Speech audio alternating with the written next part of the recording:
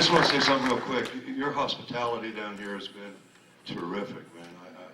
I really have enjoyed myself, and I thank you for that. Really do. This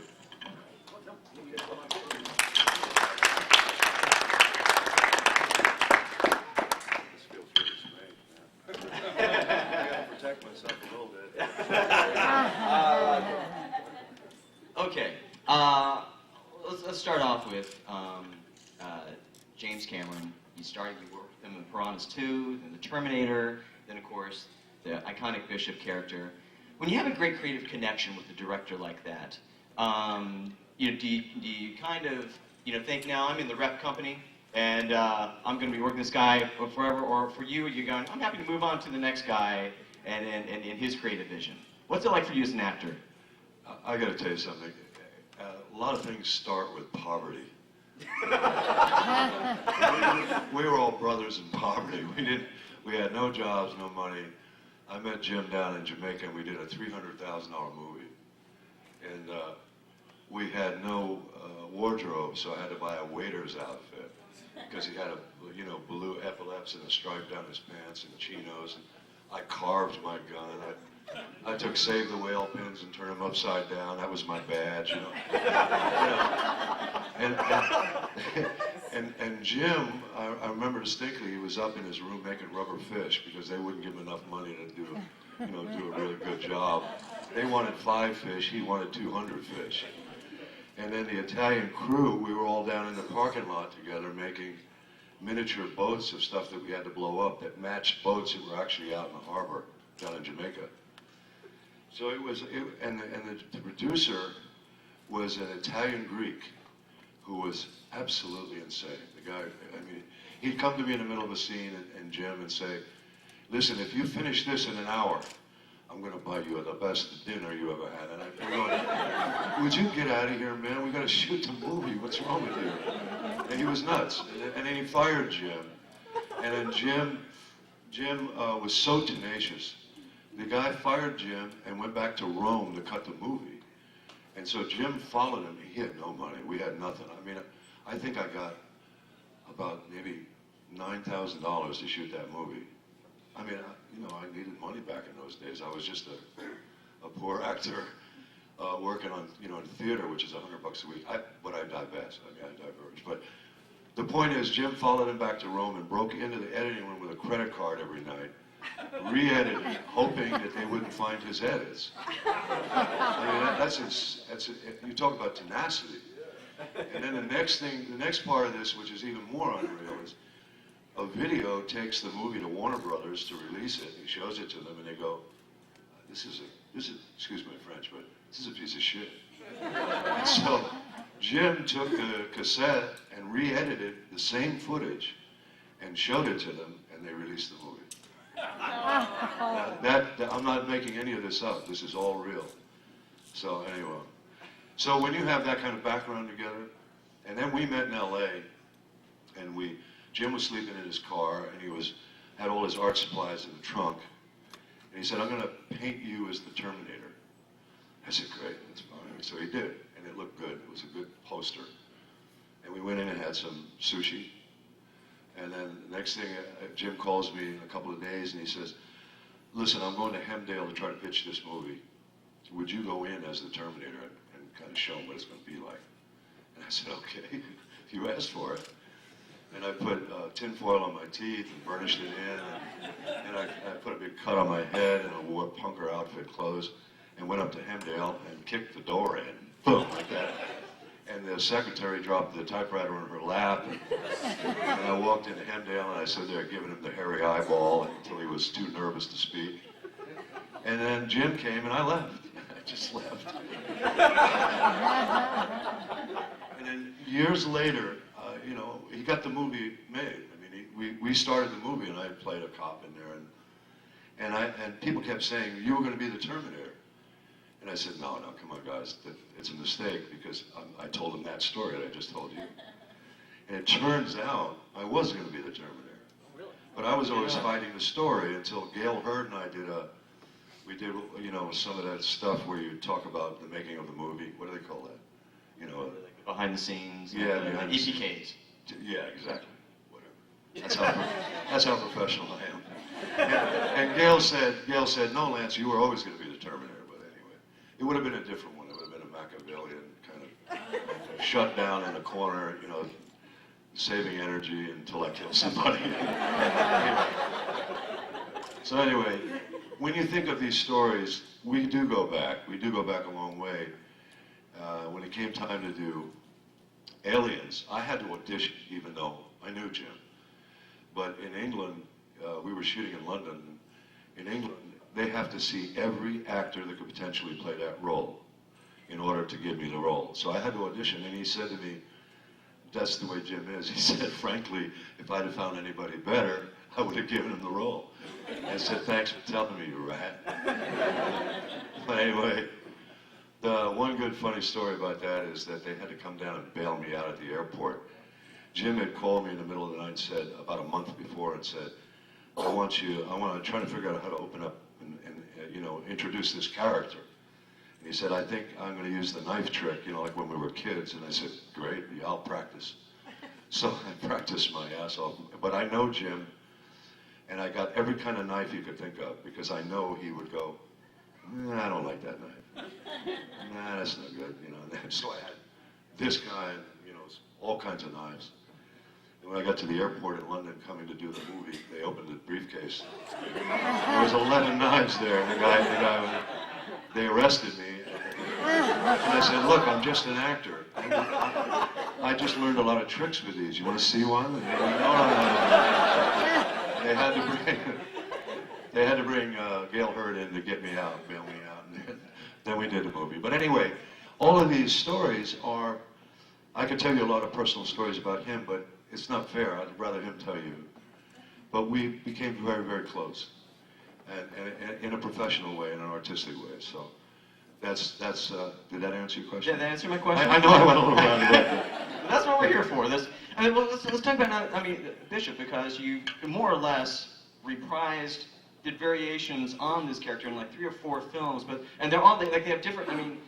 I'm wondering like how deeply as an actor do you get into like delineating between them and keeping that connective tissue, because like one is what, the grandson of the inventor, and one is, you know, how do you approach that?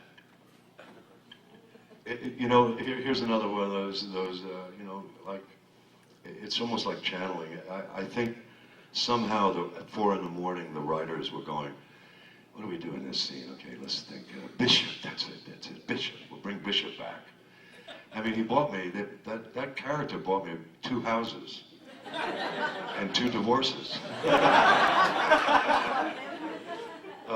But I only tell the truth, man. I can't help myself.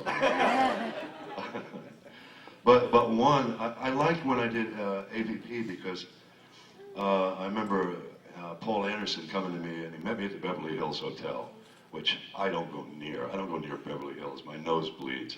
I don't like it. It's too shishi for me. So he invites me to the Beverly Hills Hotels and then describes every scene in Alien vs. Predator, except the ones that I'm in. I said, well, what am I going to do in the movie? He says, well, what do you think? What would you like to do? He said, you're playing a billionaire. How do we make that work? And I said, well, if I'm a billionaire in robotics, that means that it's Bishop, when he's invented much later, is like a nod to this guy who started this company, Weyland-Yutani, you know. So, and then we all got excited. And that's what we did. You know. And the guy is dying from a lung cancer, and this is his last hurrah. And I thought, and we just came up with this wonderful stuff, and it was the first time a director had ever sat me down and said, this is what I want to do. What would you like to do? I mean, it's a miracle. I mean, you're talking about a street urchin from New York. All I've got is a good shit detector. That's about all I got. You know, and everything else is channeled. You know, are there kids here? Yeah, there are. Okay. Sorry, little one. Oh, he's asleep. Oh, good. But did that answer the question? Yeah. Well, yeah. No. So one becomes, you know, is this a real one or not? Or you know, and I tried to rationalize a lot of it. One thing actors are good at is surviving. So, you know, you really do. You learn. I've got to make it real for myself, otherwise you're going to catch me acting. You know, even in an alimony film, I still try to act. You know, I don't do low budget acting. I've been in some low budget movies. You know, some of them I don't even want to talk about. You know. But let's talk about the. I mean, from the network you were in, Prince of the City, Dog Day Afternoon, Close Encounters. I mean, you worked with Sidney Lumet, you worked with Spielberg, and then obviously Cameron, Fincher, Catherine Bigelow. You know, I mean, all these great directors. You know. Hey guys, we got to give a hand to Catherine Bigelow. She's the first woman ever get it. If you ever met her, you would love this woman. She is such an artist. She's a painter, she's a movie maker, and humanist, and wow. You feel the same way I do about her. Couldn't happen to a better person. Anyway, what was the question? See, that's what happens to my brain. I snap. Sidney Lumet, I'm a New York actor, and I came out of New York, and Sidney Lumet liked New York actors, so he would give you a job that was only supposed to be 3 days, and he would say, Lance, you're on for the run of the show. He was helping young actors. And back in those days, I came out of theater and I had nothing. And when I did Dog Day, I could get an apartment.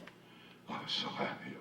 I was tired of living on girls' couches, any excuse to just, you mind if I stay the night? I could paint your house for you.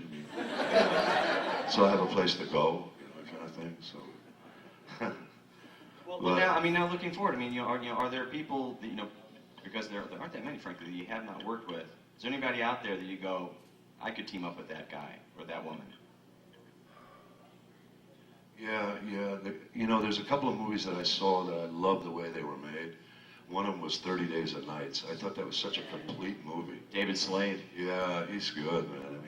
And Carpenter, I don't know if he's hiding out in here anywhere, but he's good. There's certain directors that I love the energy they're doing and the completeness of their movie. But, because I know I'll take it on. Just challenge me, that's what I want. I'm always wanting to be challenged. Otherwise, I don't like to go into a movie and do the same thing. Right. Even when I did the Aliens, those different roles, I tried to bring something different to it, so. Don't leave, it's just getting good. Well, let's talk about something different. Let's talk about Millennium. Because, this is a role. Black, 3 consecutive years, Golden Globe nominations for this role. Now it's been 10 years, I think, since that series left the air. Yeah. Looking back on it, what are your thoughts? 9 years. 9 years. I haven't, when they canceled it, I was actually so tired after 60-something shows that I was so happy. They heard me laughing and giggling in the background when they told me we canceled it. The guy said, spotting this, said, "Are you laughing?" And I said, "Frank, that's life. That's life. I'm headed for Hawaii now, buddy. Come on. I'm gonna go surfing. I'm gonna go lay on the beach.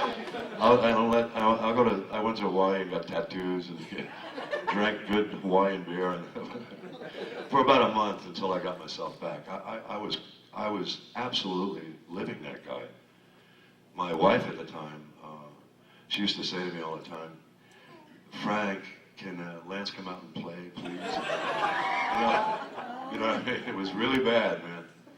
I'd be driving down the road with her or walking into an environment and I'd go, "That guy doesn't look right, man." He's scheming something. You think about something that wrong and you're scheming. And suddenly I'm like talking Frank Black, and then all we were going to do is have dinner on my one day off. It would have been. So I'm not kidding. It was like that. Well, no, there's a relief after you worked that hard on something. But did you feel that you got everything out of that character? No. To be honest, I really felt that I kept telling Chris Carter, at the end of every year, I want to really get together with you and we're going to talk about what I learned this year, so I could help you advance or open your mind to something or whatever, just share it. He never did it. And I started calling him the Phantom because he would appear and disappear and I could never grab him. It was like one of those things. But I felt that they missed the boat with Millennium, with Frank Black, only because he was never a psychic. I never was playing him as a psychic. What I was doing was playing a chess player who could take raw behavior and elements and put them together into a scenario. And it was very clever. It was very, you know, the writing was so much more intelligent than I actually am. Yet I had to, I think over a couple of years I learned enough to where if we did the movie now, which we're pushing to do, I could bring something to it. I've thought about it a lot in the last 10 years maybe. I'll give you 9. I hate to believe that time has gone by like that. It's just unbelievable. Because if I get in a bad mood, I could sit and be Frank Black in the corner of the room really easy. All I have to do is look at the news or read a paper, and I just go, oh boy, this guy's a lying second. All right, anyway. Well, let's go personally to kind of like the flip side. Oh, Could we get some questions out of people? I'm sure you guys have been dying to answer. all right, let's ask this guy. Can we do that? You've done a big studio movies, and then you've also done movies like Horror Show with Brian James, Pit the Pendulum with Stuart Gordon. You enjoy doing the lower budget, the smaller, as you enjoy doing them as much as the larger studio? He's asking, I've done a lot of big budget movies, but what do I feel about doing these lower budget movies like Pit the Pendulum and with Stuart Gordon? And I got to tell you, it's working with a first-time director who actually wrote it, and he might be 23 years old, and came out of an acting class where they cry about the death of a parakeet. It sometimes gets a little trying, you know. Let me tell you why.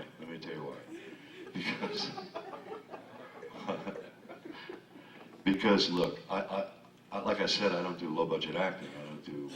I won't become an amateur if I'm working with an amateur. And I'm not talking about Stuart Gordon, he's not an amateur. But I have sunk to the bottom at times. I'm at the bottom of the fish tank working with these guys. There was one, I don't want to give the name, I just can't do it, I can't slaughter a movie, but it gets, from there to the high budget films, is all an adventure. If you don't look at it that way, you're not in the right business. If you're a producer, you can't look at it that way. That's a different breed. Producers, they have a different problem. They're somewhat masochistic gamblers is what they are. And directors are very masochistic because they're answering to somebody every minute of the day. That's why I don't want to direct. I want to live 1,000 lifetimes, play these different characters, and go home. I don't want to do those things. I don't want to damage myself. In that kind of case, when you've got like a lower budgeted thing, and you know, and maybe first time, do you kind of feel, because you're the guy on the set in that case, do you feel like a little bit of a greater responsibility to help steer the ship? I mean, not as the director. No, not steer the ship. Listen, a budget like poverty is not a crime. I came from that. I know what that is. Low budget is not a crime. It doesn't mean it's going to be a failure. Look at Paranormal Activity or a few other movies that have come out where the guy had a clear vision. All I ask when I work is that we come to an agreement. We're going to conspire to do something good, and not get into the throes of it and suddenly lose your energy and suddenly blame somebody or start getting into that crazy stuff. I love what we do. I love what you guys love about movies. And because you watch movies, some people actually feel I could do a movie because I've watched movies. It doesn't work that way. It's a real craft. And I have a guy right now that I did a movie with that tried to edit the movie himself, which is the worst mistake a director could make, a first-time director. Editing is a skill, and it's like acting. The guys have put as much time as I have learning how to edit. If you don't use that, you're just, it could end up being the most expensive vanity film ever made, or a family movie, or a suicide note. I don't know what it's going to be, you know. But you really have to be, you have to keep an open mind, because we're in the business of illusion. If you are delusional making an illusion, where are you going to go? You're going to get a white jacket thrown on you. That's what's going to happen. Your friends will leave you, because you'll be walking up to them going, all I need is another 50 grand to finish this movie. He's foaming at the mouth. It's crazy, man. Another question. You you spent time working with Stan Winston for a while. Do you have any stories to tell from your experience with that movie? Stan, I did his first movie with him that he directed. Pumpkinhead. Pumpkinhead. Yeah.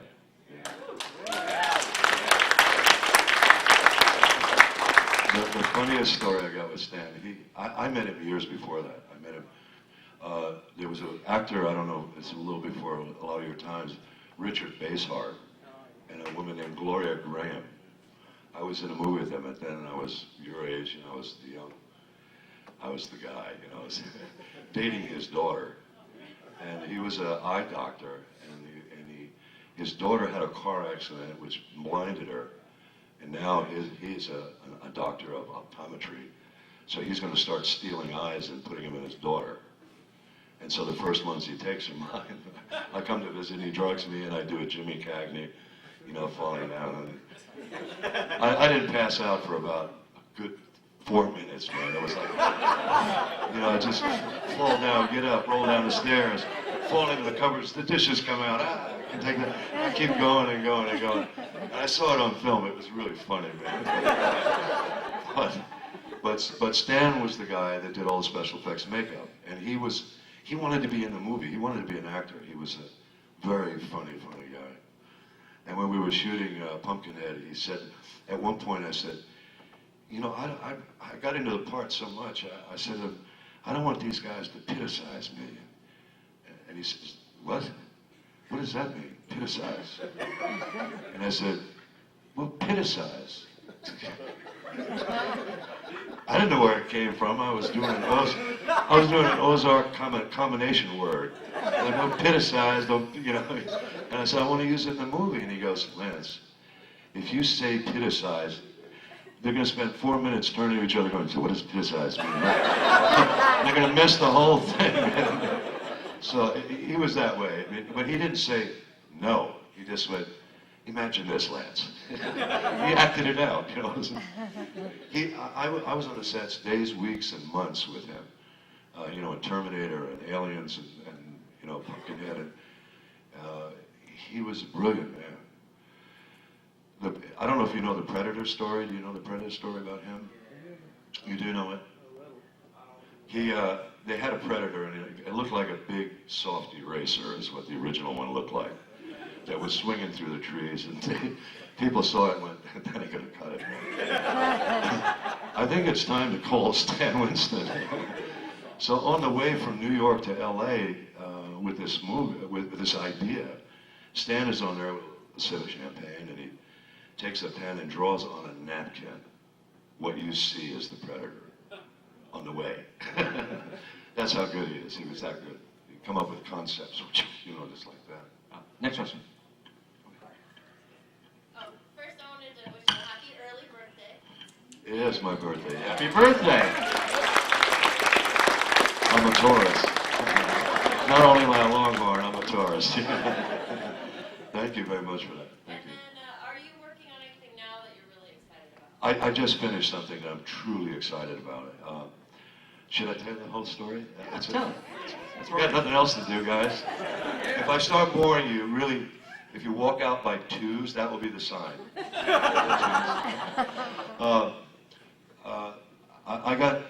My agent got a script in the morning, and he calls me, and I never heard him out of breath. He was going, Lance, I just got a script. You got to read this. This is you. This is for you. This is you. And he doesn't get excited like that. He's a real laid back. I've been with him 12 years, and nothing could shake this guy. And he said, I'm emailing it to you right now. So I get the script, and I went, oh, he's right. This is really good. So we call back the director and say, yes, I'll do it. And it was 7 days of shooting, 20 pages. And it was the best 20 pages I'd read for the opening of a film. I mean, I'm telling you, and I'll tell you what it is, but turns out, once I get there, and I meet with Joe Bauer, who's the guy. Joe Bauer has worked on Titanic, he worked on, oh God, True Lies, a lot of Jim's movies, and he's a specialist in CGI. But he had got to the point where he said, I have got to finally do my movie. And here's a guy that's been in the business 30 years. I mean, he's really talented. And so I get with him and I say, we had a meeting and a talk on the phone, and I said, you know, Joe, this guy sounds like Ted Turner to me. I mean, it sounds like a billionaire that's got that kind of self-assuredness and all that stuff. And he said, that's exactly what I want. And then what the story is a guy, let's say Ted Turner. Well, I'm not playing Ted Turner, but let's just say it's him. He sees on the news that a John Doe, a homeless guy, gets doused with gasoline and burned up, killed. And it just hits him bad. He just decides, again, poverty's not a crime. They took this guy's dreams, they took his life, and in his opinion, it's like parasites for 1 million years have had the best strategy of all other creatures, and they still do. They're specific, and they'll even go from host to host to host to get to the one that they want to be really to be part of. And he sees it as that. And he goes back to the neighborhood dressed as a homeless guy with a mustache, great makeup we did. Oh, man, I never looked like that in my life, but anyway. And he cashes a $1,500 check at a real slimy check cashing place. And he knows that he's put out the bait. That's the bait. And the same guys that burnt this guy sort of follow him at a distance. And finally, here's the part that's interesting. He has a team that's on the rooftops around, and they're videotaping everything that's going to happen. But he goes in there with no weapons of any kind. Hey, Pittsburgh. I guess you've all met her, I'm sure. He goes in there with no weapons at all and beats them because of their weaknesses. And it was done so well, man. I can't begin to tell you how satisfying it's going to be, because it's not a Charlie Bronson revenge film. It's a different thing, and where it's going to go is very different. And then when they get back, he ends up getting on his private jet. He flies away after he's killed all these people, one at a time, as they attacked him. He replays the video, and there's a second video. Somebody else was there, and he caught it on their video. So that's the beginning of the movie. He goes, oh shit, now what? So it's going to be, I did it again, shit, I said shit. I just said it 3 times. What's the title of this film? I can't help myself. There's always the people that are saying, oh God, and the other side says, oh shit. I mean, the world seems to break up into those 2 characters. I'm happy to be here, guys. I really am. So we can look out for this. What's the title of that movie? The title right now is Ambush, and I've been trying to talk to the director into calling it Hookworm. All right. So if you see either one of those 2, you'll know what it is. Yes. Since your brain likes to jump around a lot, I'm going to hit you with 2 questions. I'm insanely jealous of my brother because he owns a piece of your pottery. So I wanted to ask you where you started with the pottery and where it's going to go, if you still do it even. And the second one is, we're New Yorkers, and have you ever been to Long Island, and what's your favorite part of it? So go. Okay, I'll answer the second one first. When I was on Broadway, all the actor studio guys were there. We were doing Pablo Homo with Pacino on Broadway. And we had our day off, and we would all go to Long Island. We'd go right out to the end of Long Island, lay on the beach like dead men. You know, it was good. The other thing about the pottery, when I'm not acting, I do make pottery because I need labor desperately, and I need to. I'm obsessed on pottery because it's fire, water, and you know, it's a fabulous thing. Earth, fire, and water. They should write a rock band on it. It sounds like I'm on crack or something.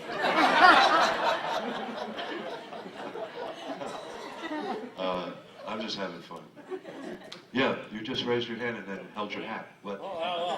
You faked it. Yeah, well, I didn't know you were ready. I want one. Oh, never mind. Now, mind you, I just walked in here because I'm skipping actually working to come in here really quickly and say hello to you.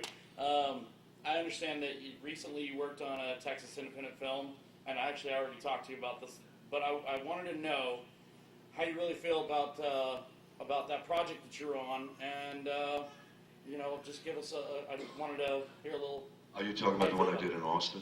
Uh-huh. Yeah. Yeah, that was, yeah. And I'm not trying to make a plug by wearing the hat. What does that say on it? Spiderwood. Spiderwood Studios. There you go. Yeah. Oh, yeah. Oh. Could you I get also that for me? can't throw. Could you get that for me? I don't want to lose my cool. Hey, this little studio is really great because he owns about, I don't know, maybe 200 acres right outside of the buildings that he has. And we shot in them for almost a month and a half.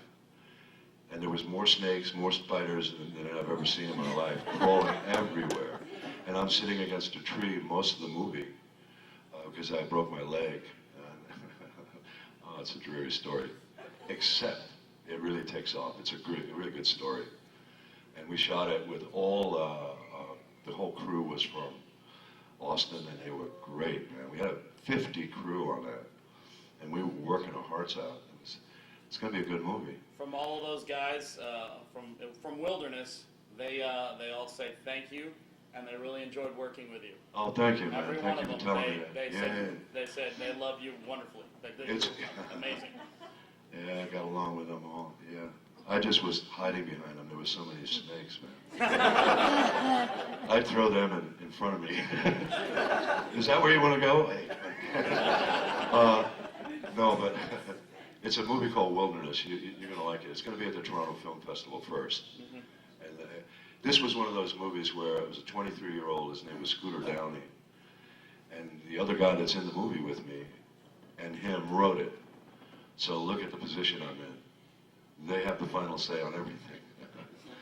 And then it was a real challenge. It was wonderful. I mean, I really had a great time doing that movie. And their budget wasn't gigantic, but their conspiracy was great. We really did something. Next question. How about way in the back? No, you're turning around. Yeah, yes. Yeah, man. You worked with the likes of like John Wildman and Steven Seagal. And I was just curious how you find working with people, actors that are less known for their acting and more for their He just really set me up on that. How does it feel to work with Steven Seagal and Jean-Claude Van Damme? Oh, buddy. Seagal, the reason I went and did Seagal's movie is that the Dutch director directed it. And he's a friend of mine because I did another movie with him that I don't even want to mention the title of because they re-edited it. It's just bad, man. Anyway, he's a great guy and he has come to Connecticut, work with Seagal. And I said, what? He said, no, we'll work with Seagal.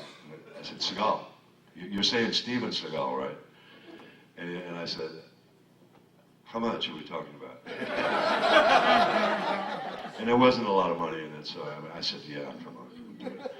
I never worked with somebody that would stop in the middle of a scene and say, you know what, Lance, why don't you say, when I saw you across the pond and you came back from Vietnam and you were coming through the bush, I mean, he would write these insane, egotistic, reminiscence of what he did that I'm supposed to say. And I went, holy jeez. I say, give me a second to memorize this. Okay, and then I would go, okay, I'm ready. And I would try to, and I'm saying it to him in the scene. It's like insane. And I would schmooze it up and butter it up and put, underline it and put a little this on it and that. And he would go, Lance, that was great. That was great. We don't need another take. That was great. And the script supervisor saying, I said, they're never going to see this movie. Not after that scene. That's gone. We're done. He was unbelievable. And he's a huge guy. And every time I was near him, I thought, if I punched you right in the mouth right now, what would you do? Just sucker punch him. Every time I came near him, I swear to you, I would have that thought just to see how I felt. I go, if I kicked him right, you know where, man, right, and drove his nose up in it. Nah, not right now. I'll do it later. That's with Seagal. But with Van Damme, he's like an innocent kid. I mean, he's not innocent, but he's like a kid. We had big fight scenes to do together, finally at the end of Hard Target. And he would kick me and it would just barely touch my face. I couldn't believe he had that control. And and he was all right. I took the movie because we only have one scene together. He's coming this way, and I'm coming that way in the movie, and we have a little fight at the end, and that's it. He put a hair grenade down my pants, and I went, whoops. That's it. Funny stuff. I don't know how much more of this you guys can take, man, but... Yes, sir. Can you tell us any stories about Stone Cold, like working with Wayne Forsythe or Brian Bosworth? Stone Cold. Hey, I heard a great story about Stone Cold. We shot down at the Arkansas State Capitol, and it's a white marble building, 1/3 the size of the real one in Washington, the other one in Washington. And apparently we had done a burnout with a Harley. Was it you that told me? Somebody told me that's from Arkansas. And they took out all that marble and replaced it because they couldn't get that burnout. And then they framed it and put it on a wall. So if I ever get there, I'm going to sign it Chains. Secretly, just Chains was here. Brian Bosworth and I got along really well. One of the things that happened was a week into the shoot, and I haven't shot yet, they fired the director, the guy that wrote it. And I was so happy. I was so happy because Chains was originally written as a guy that only spoke biblical talk directly from the Bible. Can you imagine an outlaw biker that comes up and all he talks about is the Bible? 2 minutes into the film, you would turn your back on him. You'd say, I gotta go. I gotta go, honey. I can't take any more of this. And especially me reciting the Bible because I don't know. It's a little bit like Shakespeare to me. I don't go that way. I mean, I'm spiritual, but I'm not afraid to go to hell. I'm really not. But anyway, so he gets fired, and a new director comes in. His name is Craig Baxley. And I said, Craig, at the risk of being fired, I don't want to say a line that's written in that script. And he said, well, gee, Lance, what are we going to do? And I said, Craig, let's improvise it every morning before we go to work. We keep the narrative of the story, but Bosworth and I will work on a scene and come out with dialogue. And thank God he went for it, because all of the dialogue in that movie was improvised, every bit of it. So that was miraculous. So that shows what can happen if somebody will conspire with you. That's what I mean by conspiring. And we did it, because I'm responsible. I'm not the kind of guy that's just going to make myself look good. The scene has to work. If it doesn't work, what have I got? I'm making chicken salad out of chicken. Yes. I know. Lance, one of my favorite roles that you've done in smaller movies was Don Coscarelli's Survival Quest. By the end of that, I was ready to take off into the wilderness with you. What kind of experience did you have making that, especially in light of the bug story and snakes you just told? The bug stories and stuff. I had a 16-year-old daughter that was going through her mole rat experience, and I loved her dearly. But she was very feisty. She was into her teenage, pushing away from the table, a lot of kind of cutting off and denial and all that stuff. And so I spent a lot of money to get her out to go into a Outward Bound. I think I spent a lot of money. They wouldn't tell me even what she did. I spent so much money that they took her like right away, because I said, how much do you want? And so they took her. And she was a week of river rafting, a week of mountain climbing, a week of desert survival. And I was so moved by the idea, and when she got back, I said, how was it? I met her at the airport. I picked her up. It was up in Utah, by the way. You can't even drink coffee up there, so it's like, it's cool. No more pot, baby. Coffee. That's the top of the line. That's all you're gonna get. So she comes back and she meets at the airport, and I said, well, how was it? She hands me a picture, and it's of a bush. A bush, desert bush. And I said, well, what was it like? And she said, this is what it was like. She was so mad at me. She never wanted to talk to me again. And we get home, and she opens her suitcase, and there's the filthiest T-shirt rag that I've ever seen in my life. And she said, I just want to bring this back to you. He gave it to me, and that was all I ever got. That's all I got out of the whole experience, except that there was a turnaround happening, and I wasn't there for it. She, you know, she went out, went back to her. This was my first marriage. She went back to her mom's, but she did a turnaround. I was really proud of myself for having done it.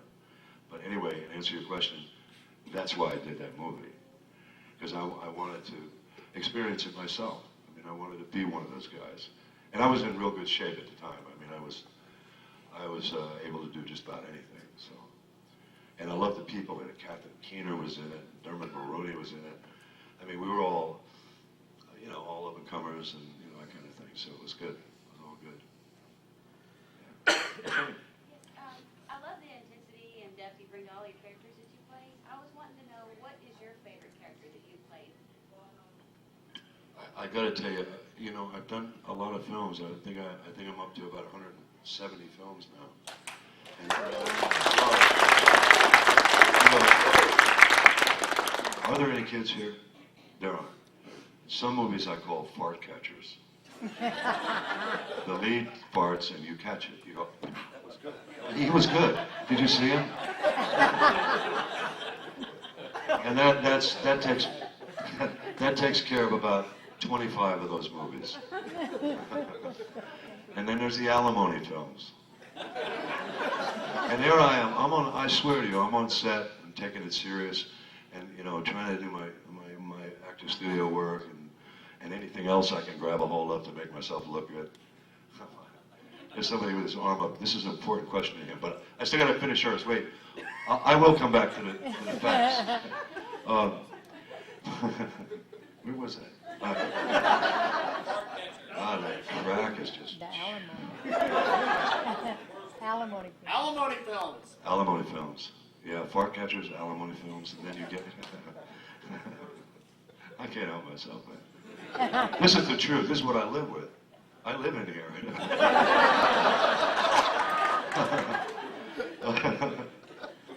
But, and then you get into, you know, big budget films where you're on the set for 6 months and you've got 4 lines. So 6 months are going by. And there's Francois Truffaut there, and there's all these people there, and you're going, if I only could have a moment here, I just want to capture an alien, drag him into the porta potty. So that I have proof that that I was actually here, that I'm actually in the movie. You know, you go through, you're so desperate to do something, there's that kind, where they're just ignoring you because they didn't hire you for that. Okay, he's ready. You got it. What?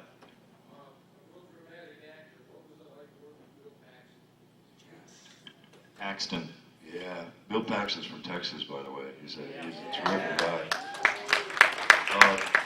Billy and I came to a real good conclusion. I remember one of the early movies I got, I was playing a real rich guy, an oil guy, and I was a manipulative guy and all of that. And I went out, I think I made $5,000 to do the movie. And I went out and bought 3 suits that were $1,500 a piece. And a Mont Blanc pen to go in my pocket, and a pair of great shoes. And I had spent more on my clothes than I got from the movie. And Paxton said to me, what did you do that for, man? And I said, Bill, it's going to be somewhere forever. And I've always approached movies like that. If I support myself first. They don't have to give me the money back. This is what I need to do the role. At one point, I did a movie called Gunfighter's Moon, which is a Western. Yeah, thanks, man. I've got my hat, boots, guns. I had guns made. I had $8,000 guns made. I had from Sedona, I got a high tree saddle that was period. And I got a brand new 44 rifle, reblued. And when I walked onto that set, I had all my own stuff. I was ready. I needed the support because I didn't want to play a guy who's pretending to be a cowboy. It's a guy who had a life that just happens to be in this position. So that's, and Bill, the reason I'm bringing that up is that Bill, ever since, we've always had a great influence on each other. And he does the same thing. I mean, even if he's going up for a role, he'll go out and buy all the clothes he thinks that guy would wear and go in there. And so he's all about sort of an authenticity of thinking, and I am too. I mean, and so we're kindred in that way. Even when we were in London and he was painting his, his armored chest plate, he really did a lot of work to figure out, she's leaving. Are you taking your teddy bear and you're running? But anyway, he would go for authenticity. Excuse me. I think, guys, always, the concept of always leave them wanting. I think what I'm going to do, let's take one more perfect question. Pressure's on. Hey, this young guy, come on. Yes. We all know Lance the actor. Are there any other different avenues or passions that you feel you have yet to explore master? Say that again, that last part. Something different besides acting that you feel you still have to explore or master? Oh yeah, oh yeah. You've obviously achieved There, something as an actor. I have failed at the marriage thing. I'm really good at the daddy thing. I'm exploring now a kind of existential levitation into women's lives. I don't actually want to be with them. I just want to be somewhere around them. I need to feel that feminine touch. A kiss in the dark. You don't know where it's coming from. You don't know what's going to happen. That's what I'm experimenting now. And pottery. The pottery keeps me very busy, so I can't do the other very much. I sometimes make calls. I call people. No, I'm kidding about the calls. I don't call. My life is good, man. If I have people like you in my life and people like the people I work with, I'm a very complete person. I'm very happy to be alive. And I'm closer to the back door, which really offends me. But I'm having a great time. I'm going to go out kicking and screaming, that's for sure. Okay, guys. Lance, on behalf of the Texas Frightmare Weekend, thank you so much. Lance Henriksen.